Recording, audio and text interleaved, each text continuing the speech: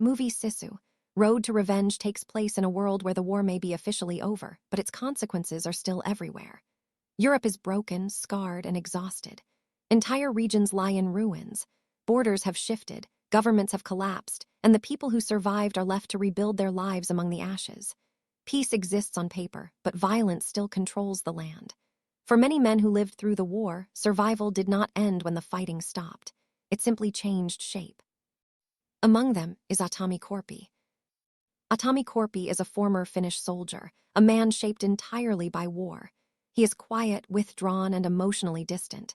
He does not speak much, and when he does, his words are minimal. His silence is not weakness. It is the result of years spent witnessing death, destruction, and betrayal. Everything that once defined him was taken during the war. His family was murdered. His home was destroyed. His future disappeared in a single moment of violence.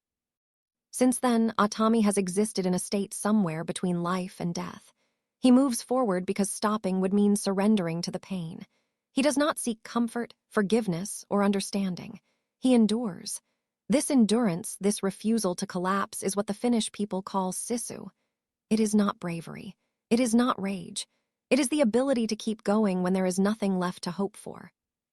The film begins with Atami returning to a territory now controlled by Soviet forces. This land once belonged to him. It was peaceful once. It was where his family lived a simple life before the war arrived and destroyed everything. Now, the area is occupied, patrolled, and ruled by fear. Soviet flags fly where homes once stood. Soldiers roam freely, enforcing authority through violence and intimidation.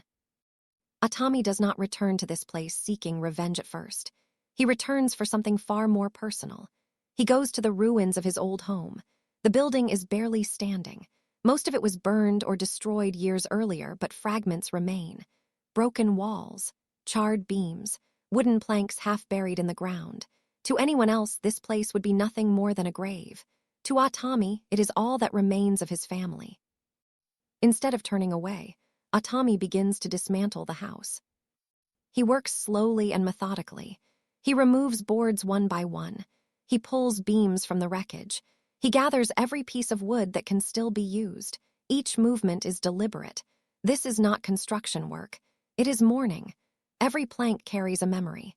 Every beam reminds him of laughter, warmth, and a life that no longer exists. Atami loads the remains of the house onto a large truck. His plan is simple, but deeply symbolic. He wants to take the house back to Finland and rebuild it there, away from Soviet control. He knows it will never be the same. He knows it cannot bring his family back, but rebuilding it means refusing to let their existence be erased completely. It is an act of resistance against forgetting. However, his presence does not go unnoticed. Soviet patrols begin to observe him. A lone man hauling the remains of a destroyed house through occupied territory immediately draws suspicion. Soldiers question him. They threaten him. They attempt to stop him, but Atami does not react emotionally. He does not argue. He does not beg. He simply continues. Soon, word of his return reaches a man who remembers him very well. Igor Dragunov is a former Soviet officer who played a central role in the massacre of Atami's family. Dragunov is not a man burdened by guilt. He believes the war justified everything he did. To him, civilians were obstacles, not people. Homes were targets. Mercy was weakness. Violence was power. Dragunov assumed Atami had died years ago, like so many others. Learning that he survived feels like an insult.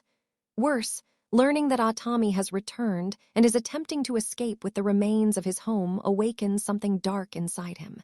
To Dragunov, Atami is unfinished business, a mistake that must be corrected. Dragunov gathers his men. He arms them heavily. Vehicles are prepared. Orders are given. What begins as a military operation quickly becomes a personal obsession. Dragunov does not simply want Atami dead.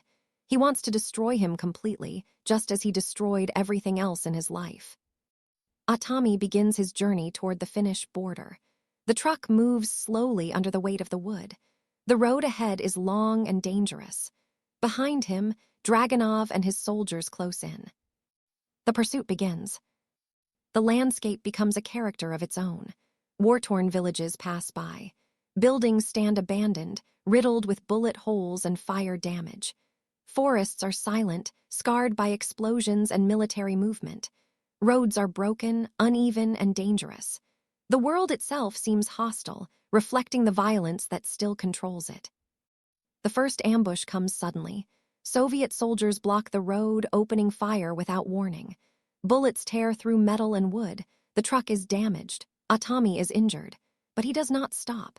He responds with brutal efficiency. His movements are fast, precise, and merciless. Years of combat experience guide his actions. He eliminates the threat and continues forward. This pattern repeats itself again and again. Roadblocks, ambushes, explosions, close-quarters combat. Each encounter escalates the violence. Each confrontation leaves Atami more injured, more exhausted. Blood covers his body. His breathing becomes heavier, but his pace never slows. What terrifies his enemies is not his strength, but his refusal to collapse. He survives wounds that would kill ordinary men. He endures pain that should break him. The film deliberately exaggerates this endurance, pushing it to near-mythical levels. Atami becomes less a man and more a symbol, a force that cannot be stopped. This is Sisu in its purest form. Meanwhile, Dragunov grows increasingly unstable. Each failed attempt to kill Atami fuels his rage. He begins to lash out at his own soldiers. Discipline breaks down. Fear spreads among the ranks. Soldiers realize they are no longer part of a mission. They are part of a personal vendetta. Dragunov's cruelty intensifies. Civilians are threatened. Prisoners are executed. Entire villages suffer because of his obsession. His authority, built on violence, begins to crumble under its own weight. Despite everything, Atami never abandons the house. Several times, the damage becomes so severe that leaving it behind would guarantee his escape.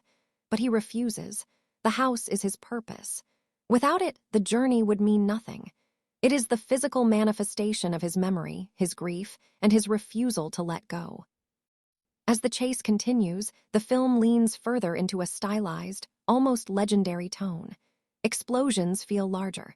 Injuries feel more extreme. Survival feels impossible. Reality bends in service of symbolism.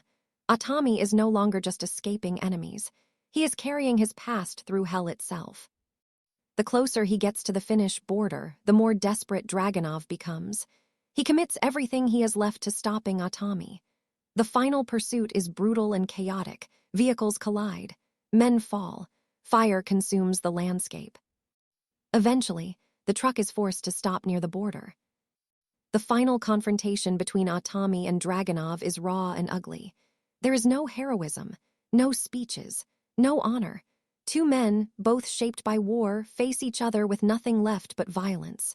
Dragunov fights with hatred and pride. Atami fights with resolve and endurance. The fight is exhausting, painful, slow. Every movement hurts. Every blow feels final. In the end, it is not skill or strength that decides the outcome. It is will. Atami refuses to stop.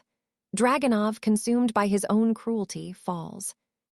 Dragunov dies as he lived, surrounded by violence and bitterness. Atami survives once again. He crosses the border into Finland.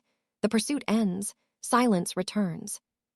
In the final moments of the film, Atami rebuilds the house. The structure is uneven. The wood is damaged. The walls are imperfect, but it stands. It exists, just like him. Atami sits inside the rebuilt home, alone. There is no victory, no satisfaction, only quiet acceptance. The pain remains, but it no longer controls him. He has carried his memory through destruction and brought it back intact. Sisu, Road to Revenge is not simply a story of revenge.